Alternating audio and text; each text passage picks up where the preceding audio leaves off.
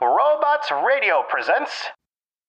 Hey everybody, welcome into the podcast. We are back with another special bonus episode. Bonus. Bonus. Brad, this is actually one of the most important bonus episodes we could ever do because do you know what today is? I don't. You don't. I know you don't.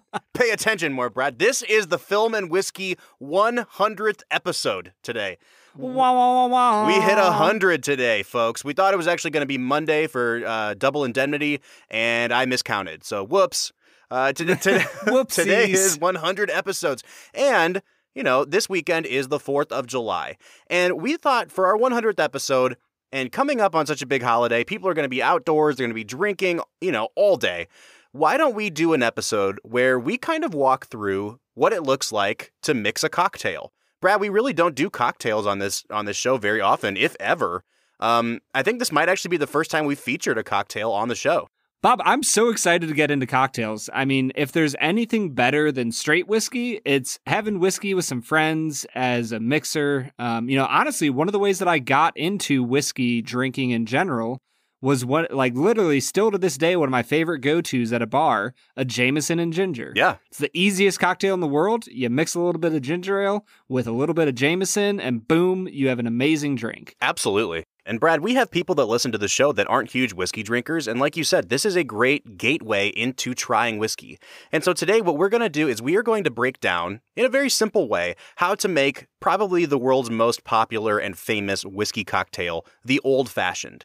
And in order to do that, we decided to break the Old Fashioned down into all of its component parts. We're talking about the sugar. We're talking about, the alcohol that's used. We're talking about the bitters. And in order to kind of explain how each of those components influences the cocktail, we actually reached out to a bunch of companies that are going to help us do that. So we have some simple syrups that we're going to try that are different flavors than just your standard sugar and water simple syrup. We have a company that sent us what's basically a pre-made old-fashioned in a bottle. All you have to do is add the alcohol. We're going to go into that. We have a company from Chattanooga called The Bitter Bottle that sent us a bunch of bitters to try in place of your regular Angostura bitters that you would use in a cocktail. But before we get into all that, Brad, you and I were talking a few days ago about this episode, and you were asking me, where did the name cocktail come from? Why do we call them cocktails? And I was like, you know what? I have no idea. So I looked it up and, they gave the definition of a cocktail. And it basically says that a cocktail is any mixed alcoholic drink. It can be two alcohols mixed together. It can be an alcohol mixed with water or fruit or any other substance. As long as it's not just straight alcohol, it's considered a cocktail. And Brad, you are not going to believe this, but I learned that the, the etymology behind the word is that back in the day, when they were selling horses, at markets and at auctions and things like that, if it wasn't a purebred horse, what they would do is they would clip the tail of the horse. It was actually a really cruel practice, but it was called docking it. So they would clip the tail really short, and then it looked kind of like a rooster tail. And they called those horses cocktailed horses. And it was a way to identify that horse was not a thoroughbred. It was a mixed horse. Yeah, absolutely. And so when they started to make these mixed drinks with alcohols and medicinal bitters and things like that in the 17 and 1800s, they basically started calling them cocktails because it was a way to say, this is not pure alcohol, this is mixed alcohol. So that's where we get the term cocktail from. I feel like this is one of those PSA, the more you know moments. Yeah, it really is. I had no idea. I think it's a really cool, background to it. But Brad, you are way more experienced at this than me because little known to Film and Whiskey Nation, you actually went to bartending school for a while, did you not? I did. I was a bartender for a while. During my master's degree program, I worked as a chaplain and I worked as a bartender. So take that, the establishment. The best of both worlds. It really was the best of both worlds in a lot of different ways. But yeah, so I spent some time in the mixed drink world. Lots of being a bartender is pouring beers. Little known fact, they sell a lot of beer at bars. But I did spend a lot of time learning how to make a cocktail. And I guess I would say this, if you have ever experimented, not with making a cocktail for yourself, because that's pretty simple, but if you've ever had a large group of friends over and been like, hey, I'm going to make cocktails for everybody, you quickly learn the truth that all bartenders know. is that bartending is a mixture of competence and efficiency. And usually the two go together. And what I mean is you want to make something that tastes really, really good, right? But you also don't want to make something that tastes really good once. You want to make it over and over and over and over again. So the ability to be efficient with how you make your mixed drink is so important, and you want it to come out great every single time. You don't want to cut any corners, but you also want to find the fastest way to do it. And so honestly, like getting into these syrups that are flavored, man, these are a great way if you want to make some really interesting, fun drinks at a house party or something like that. These can be the way to go.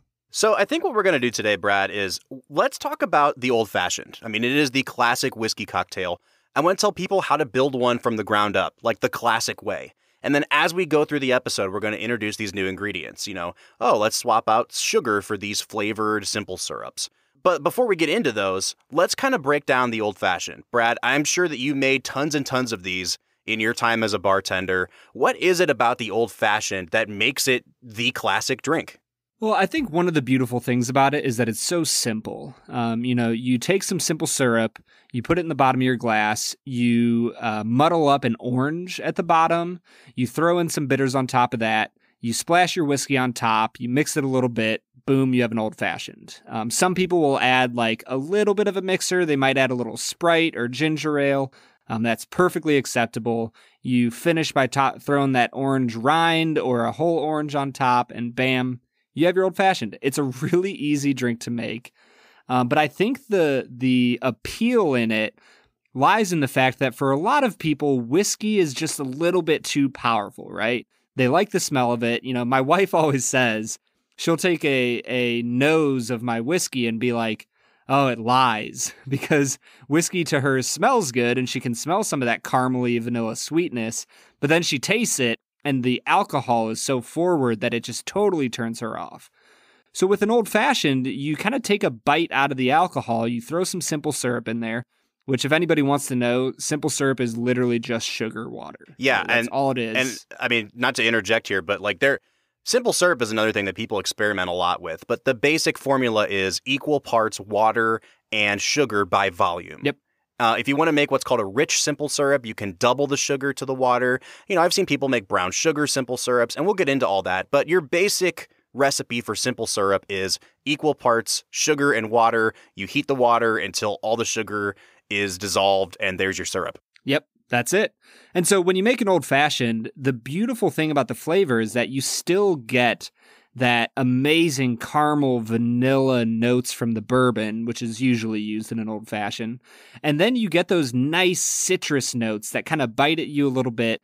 And then you have the little bit of cloves, cinnamony from the Angostura bitters. It's just a beautiful mixture of savory and sweet. It's an amazing cocktail. And if you haven't had an Old Fashioned, like, go out and have one. They are spectacular. Absolutely. So from the ground up, here's what we did.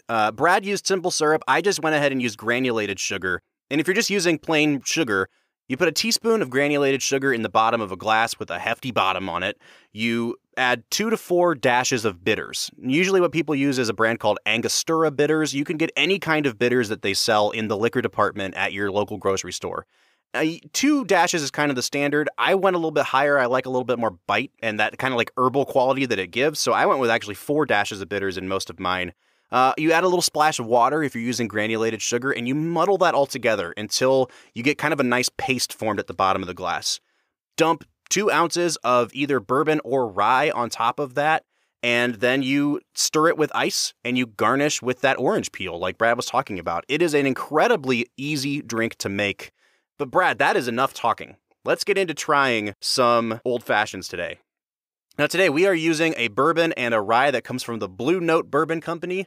Last season we actually tried their small batch select. Today we're trying what's called their Juke Joint Bourbon, and we are also trying their River Set Rye. And those are going to be our bases for our Old Fashions. I think these are both fantastic mixing whiskeys.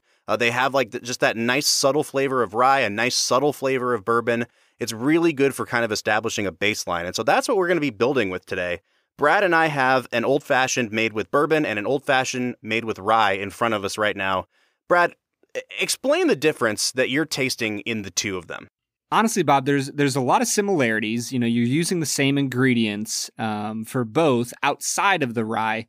I think that the rye, it's just a lot spicier. I notice the bitters a lot more than I do in the bourbon.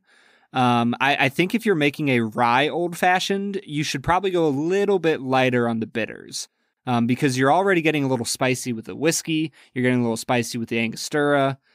So that would be the main difference. Whereas, the bourbon, man, that's just a classic. You're getting all of those nice citrus and savory from the bitters, and it's an amazing mixture.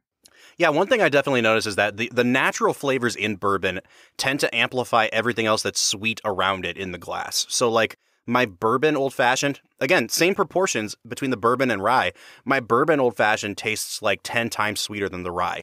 And that just has a lot to do with the grains that are being used. You have that sort of rye bready quality to the rye. And like you said, Brad, it's a little more harsh. It's a little more spicy. So it really just depends on, are you the kind of person that likes a cocktail that's sweeter? Or are you the kind of person that wants a little bit more bite? Personally, I don't really go in for sweet cocktails all the time. And so the rye is doing something for me that you normally don't get with an old-fashioned. Yeah, I would totally agree. The rye is a fun twist on the old-fashioned that all you have to do is switch up what whiskey you're using. You don't have to change anything else. Just pour 2 ounces of a different type of whiskey and boom, you're good to go. I think that there's other whiskeys that could be good in the old-fashioned. I do think that Jameson is a good whiskey to use in old-fashioned. It's so sweet and smooth and bright. I think it leans more into the orange flavor when you use an Irish whiskey. So yeah, go ahead and try different whiskeys in your old-fashioned. It's a great way to mix it up. Well, and that's exactly what we're going to do today, Brad. You can play around with all of the different components, even in a cocktail as simple as this. And we're gonna make this our playground today. We actually have, I think, Brad, you have 8 old-fashions over there. I have 9 old-fashions over here on my side. We are going to get hammered drunk, my friend. And I don't know about that. I'm looking forward to it. I will be taking small sips of each. Sure you will, Brad. I have photo evidence of what's going on. So one of the first ways that you can play around with the components of your old-fashioned is obviously to just switch the alcohols like we've been talking about. But if you want to get even more, elemental than that, the very first thing you're going to put in your glass is your sugar, if you're using granulated sugar. I've seen some people use brown sugar instead of regular sugar. I've seen people use Demerara sugar, which is just basically unbleached white sugar. I've seen people use maple syrup in their old-fashions. Getting into some bougie sugars here, Bob. Yeah, man, I'm telling you.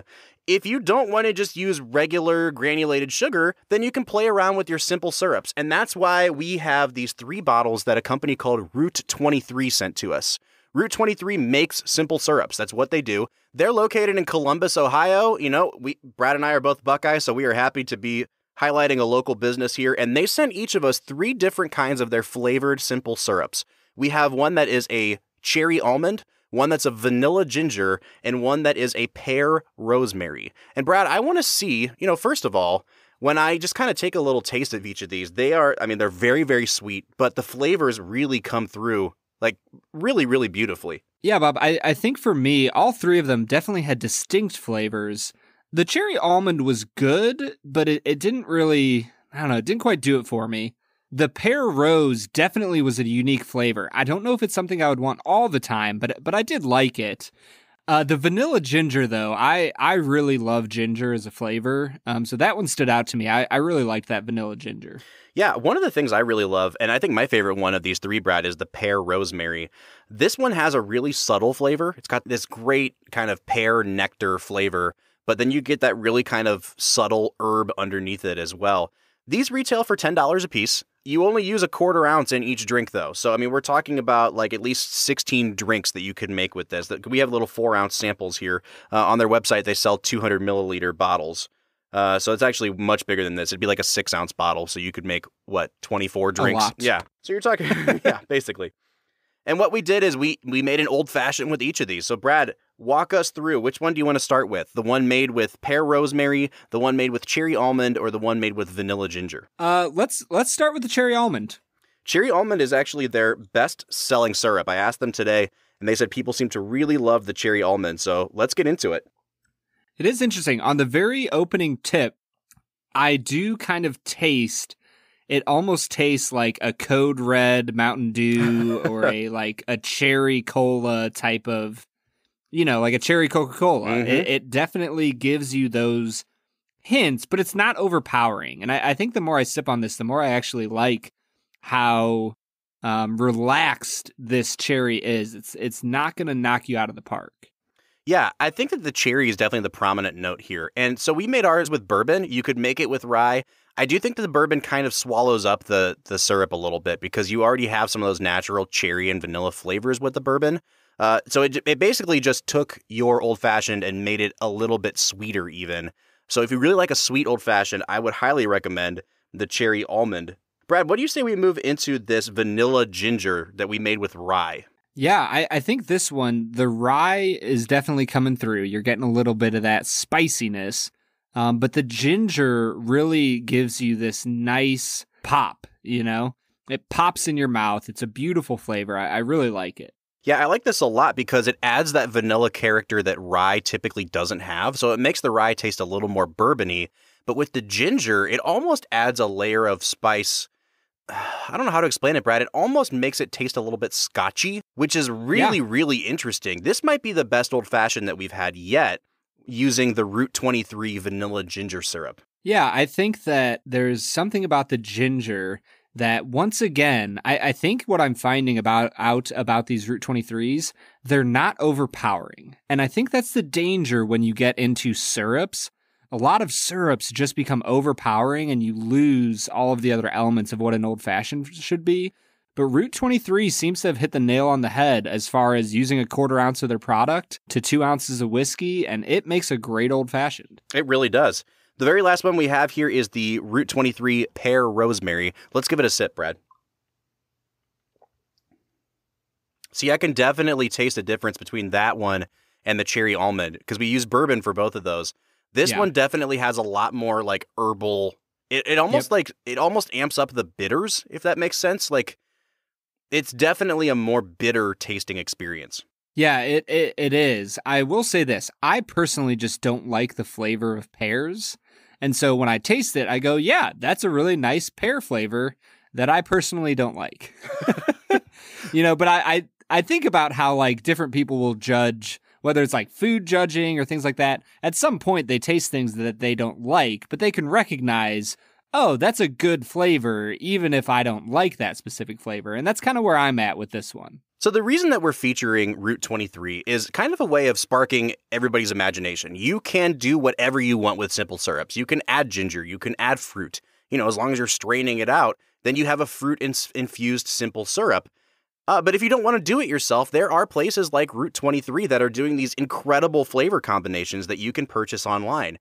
And Brad, what we're doing here today is we're giving them a full review. So I want to ask you, at $10 a bottle for about a 6-ounce bottle, would you recommend these syrups? I think I would, Bob. I think that as long as you found a specific flavor that you really liked, it's totally worth it. Because this is like summer cocktail perfection. If you want to drink an old-fashioned on your porch on a hot summer day, these flavors are refreshing. They pop in your mouth. It's really interesting. So just make sure you find a flavor that you like, and I'd say, yeah, totally worth it. Absolutely. They do make 3 other flavors, 2 of which really aren't designed for whiskey. They're more designed for like gins and vodkas, which would be their blueberry mint and their cucumber habanero. And then they also make a maple cinnamon flavored one, which I think would have been really, really great in old-fashioned as well. So check out Route 23. I would highly recommend this. You're talking about basically a $0.25 per drink that you're using these simple syrups for. And if it's worth it to you to have the convenience of not mixing simple syrup, then check them out. But honestly, outside of doing some really interesting, fun fruit combinations, one of the key elements of any old-fashioned is the bitters. And we're really excited to get into these interesting flavored bitters that we received from the Bitter Bottle. Yeah, Brad. So the Bitter Bottle is a company based out of Chattanooga, Tennessee that makes bitters. And, you might be wondering, like, what are bitters? I know that they use them in cocktails, but what are they? Basically, what bitters are is they're like highly, highly concentrated alcoholic flavoring. So they take what's called neutral spirits, which is just like really, really distilled alcohol, and they add tons of aromatic, herbs. They can use tree bark. They can use a ton of different things to produce a really highly concentrated infused alcohol. And what you do with the cocktail is you just add a couple drops of bitters, essentially, to kind of round out the flavor a little bit, to give it a little bit more of a punch, to add a little bit of something, like when you swallow and you can taste, like Brad said, clove on the finish or something like that. That's definitely coming from your bitters. And the most famous bitters in the world are Angostura bitters. That's actually what Brad has been using in his Old Fashions. I've been using these bitters that were sent to us by The Bitter Bottle. And they actually sent us 2 bitters to try. The first one is their aromatic bitters, which are made with anise. So it actually has quite a bit of like a licorice kind of scent and flavor to it.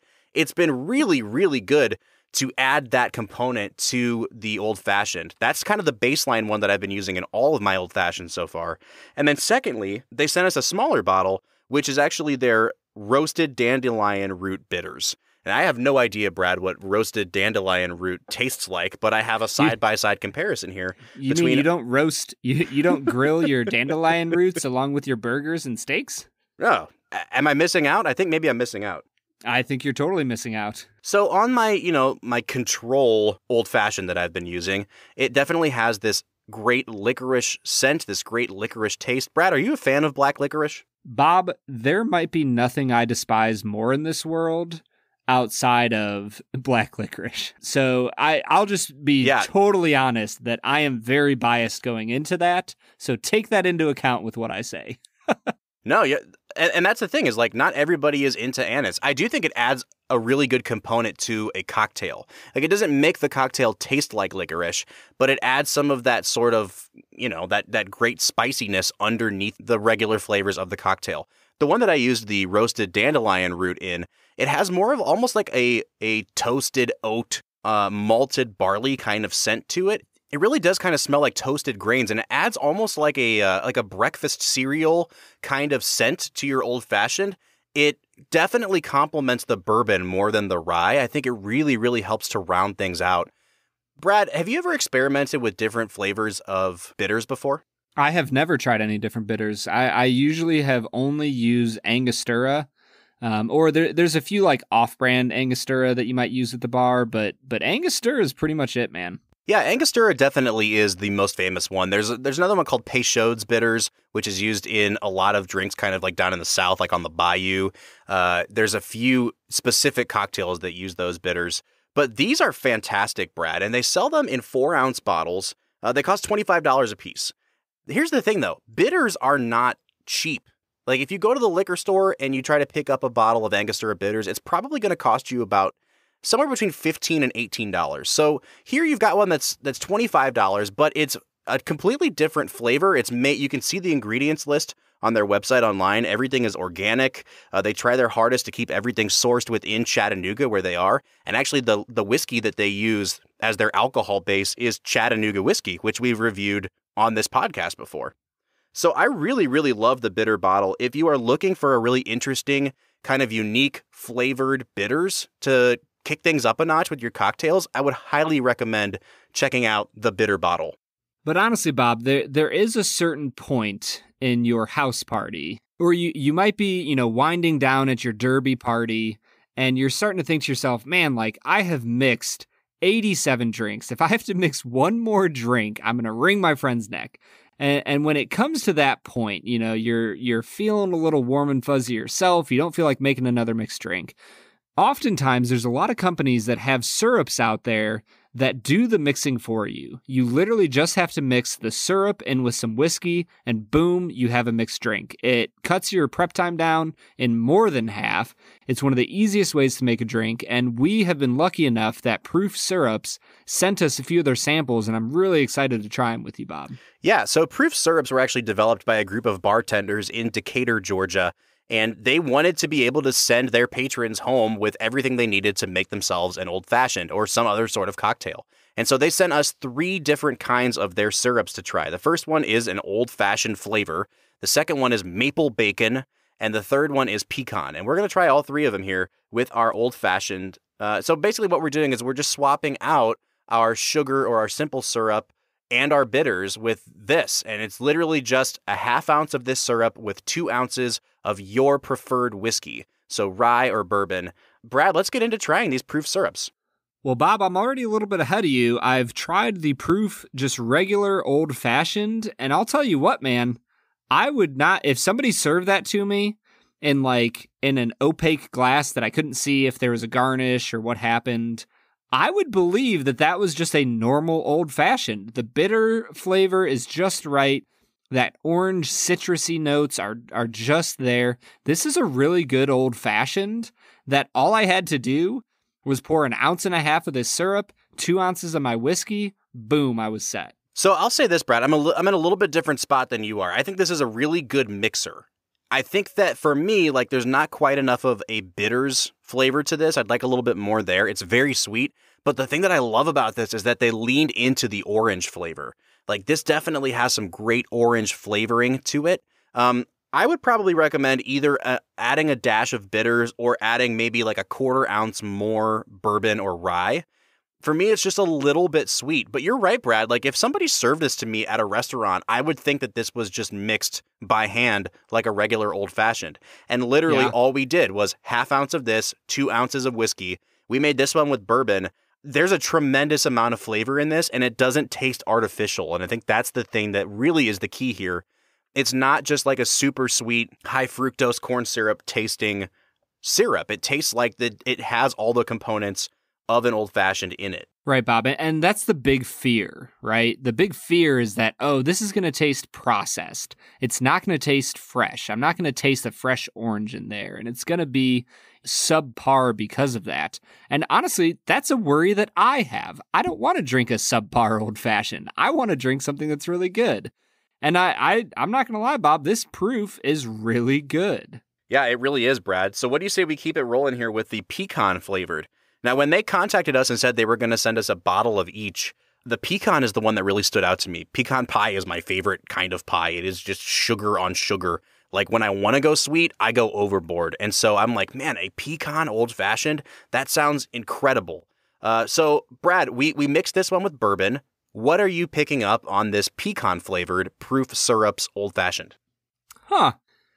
It's interesting. I think it just tastes a little bit sweeter than the last one. Yeah. I don't know about you, Bob, but I'm not picking up any specific pecan flavors. No, if you hadn't told me this came out of a bottle labeled pecan, I would not have picked that up at all. There's not enough of that sort of nutty flavor to it.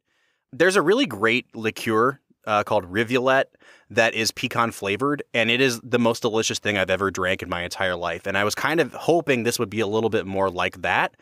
This one lacks the orange flavor of the original. Yeah. And I have to say, it's definitely a step down from the original traditional old-fashioned flavor. Yeah, Bob, I totally agree. It honestly, to me, doesn't taste like an old-fashioned. I think that it's missing out on those orange notes, and it's also missing out on the pecan notes that it promises. It's a little bit of a letdown. For sure. Well, that brings us to the maple bacon one. And this is one that I actually asked Brad if we could mix with rye, because there's a great company called Whistle Pig that makes ryes. And I saw recently somebody on Instagram did a store pick where they picked a barrel that reminded them of a maple bacon flavor. And so I was thinking, oh man, maple bacon proof with rye would be a fantastic old-fashioned. So Brad, I'm really interested to hear what you think. Does adding it to the rye do anything specific for you? And also, do you taste the maple bacon sort of flavoring here? Man, I get a little bit of the maple flavor. It definitely has a little bit of a maple breakfast syrup flavor to it.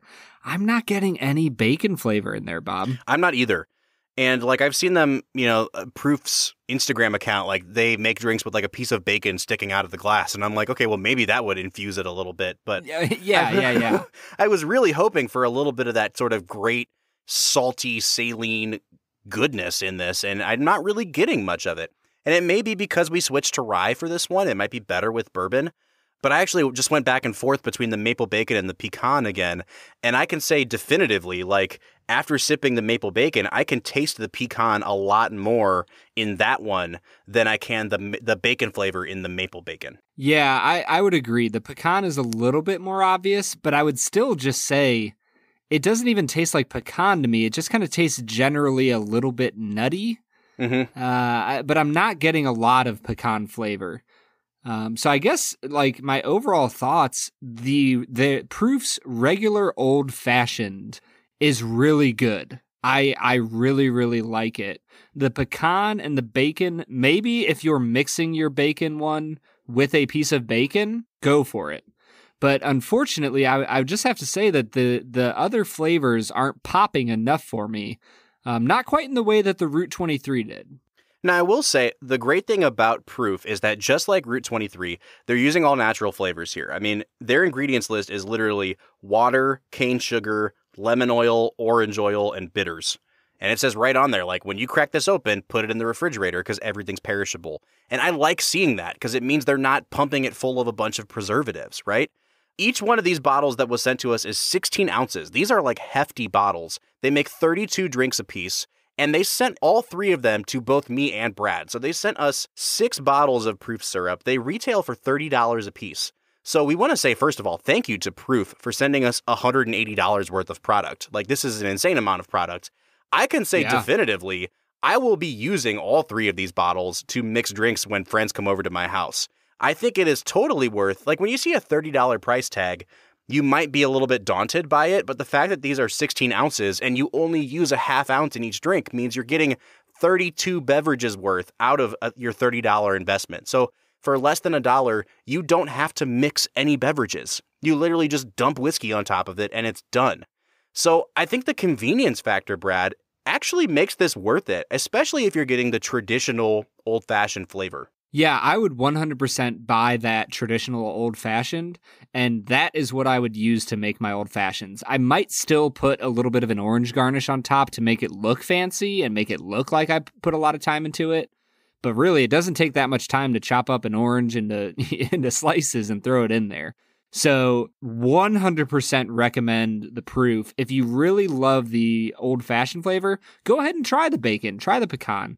But overall, Proof is putting out a really great product. I'm so thankful that they sent this to us. It's really fun to be able to just boom whiskey, boom Proof, done.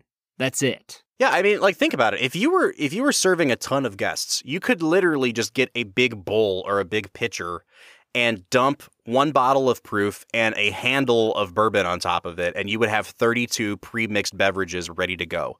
It could not get any easier. And I think that's what I really like about this. This episode today, Brad, we tried to break down what it looks like to make an old-fashioned for yourself. And then, for people who want to get more adventurous, maybe try some different flavored simple syrups from Route 23. Maybe if you really want to get nuanced with the flavors you're trying, try a different bitters from the bitter bottle. But hey, if you have to serve a lot of people, or if it's just the end of the night and you don't feel like mixing anything, you could also go this route and just use Proof syrups. And I think that it delivers an old-fashioned that is absolutely just as good as one that you could mix yourself by hand. Bob, you want to know what route I usually go at the end of the party? Beer. Here's some straight whiskey. Drink it. Right. Well, Brad, I hope that you have enjoyed drinking through all of these old fashions with me. I hope this was informative to our listeners. I hope that everybody has a really pleasant and celebratory 4th of July. And, honestly, if you can find some Proof syrups around you, you could be making these for your whole party for your 4th of July outdoor, cookout. And your guests will be impressed. So yeah, go check them out. Guys, have a wonderful 4th of July. I know it's a little bit different. I know around me, people aren't doing fireworks shows and stuff like that. But the important thing with these big, national holidays is be with family, love on the people that matter most to you. And honestly, go enjoy a good cocktail with them. Brad, this was so much fun. We got to get some cocktails on this show more often, I think. And for the Film and Whiskey Podcast, I'm Bob Book. I'm Brad G. And we'll see you next time.